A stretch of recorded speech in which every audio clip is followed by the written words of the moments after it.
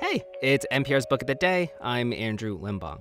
The thing about high fantasy, with all its demons and kingdoms and palace intrigue, is that it's never just about those things, right? Like how American superhero fantasies come from fighting actual real life Nazis, the lineage of fantasy and folklore in today's book stems from fighting imperialism. The book is called Song of Silver, Flame Like Night by author Amélie Wen Zhao, and it's about a young girl who has to learn the ancient magic of her people in order to do right by her conquered kingdom. And she talked to Here Now's Kalyani Saxena about how it was inspired not just by old Chinese mythology, but also by anti-Asian racism today. So, in a few lines, can you give us a little bit of a tease of what this story is about? Absolutely. So, Song of Silver, Flame Like Night is a Chinese xianxia inspired story of a girl in a fallen and conquered kingdom who believes the ancient magic of her people is dead until she meets a powerful young magician who tells her that the key to liberating their nation might lie in awakening the demons that sleep at its heart. And it is deeply and intimately inspired by the mythology, folklore, and history of China, and it pays homage to the rich legacy of xianxia as well as wuxia stories that form a lot of our cultural heritage. Yeah, I want to ask you about that because I have to tell you, when I picked up this book, I honestly did think it would be, another generic YA fantasy novel.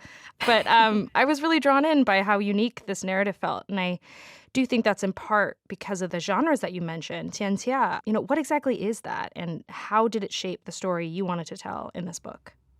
Yeah, absolutely. So, xianxia I would describe as Chinese high fantasy, mythology, and magic. And a common theme throughout the genre of xianxia and its sibling genre, wuxia, is a search for justice.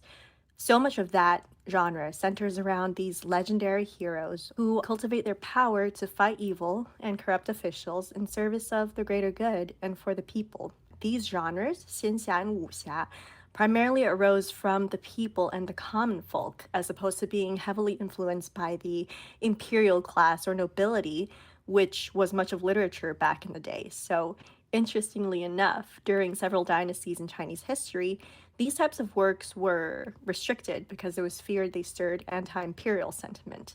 You mentioned imperialism, and the book is heavily inspired by a really interesting chapter of history during what was known as China's Century of Humiliation, a period that began with the Opium Wars in 1839, after which Chinese land was annexed by Western and Japanese powers. And in the foreword to the book, you write Song of Silver, Flame Like Night is an interrogation of and a response to history. This is a tale of my heritage. Tell me a little bit more about what you meant by that. Absolutely. So I'm from China. I grew up in Beijing, and some of my earliest and fondest childhood memories were of me perched on my grandmother's lap in her courtyard house, listening to the stories of her life. And my grandma was a war orphan who fled her home in Kaifeng, Henan, to escape the invading Japanese forces. And that's when I realized that history is not so distant to us after all. It's a part of us. It lives and breathes through the generations of us and shapes who we are. Cost is at the center of this book. I mean, at its core, at least to me, the story feels like it's about the lengths people will go to reclaim power when it's taken from Hmm. them and what it costs them when they do take that power, when they seize that power. I mean, your characters make impossible and often reprehensible choices, many of which lead to bloodshed and destruction. Why make that the theme, the center of this story? Because a lot of YA fantasy novels, there's a pretty clear line between good and evil, but that line's really murky in this book.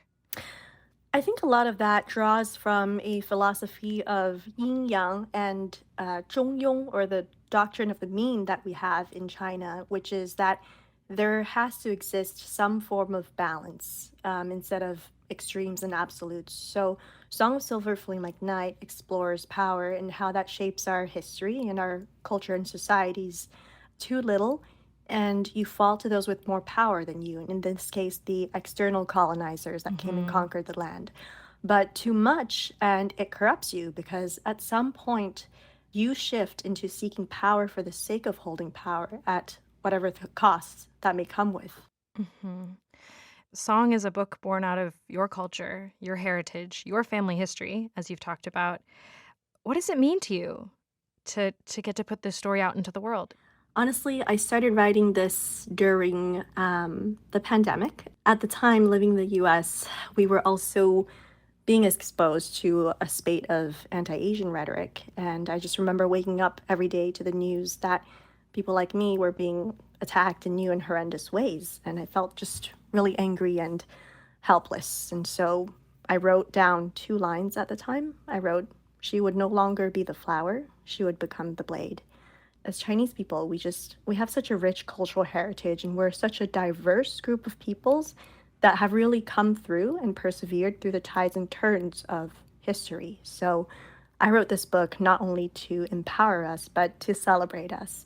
And as a Chinese author, I think it's my duty to commemorate the spirit of my people and to remind us that in dark times, so long as we live on and carry our legacy, there's going to be hope.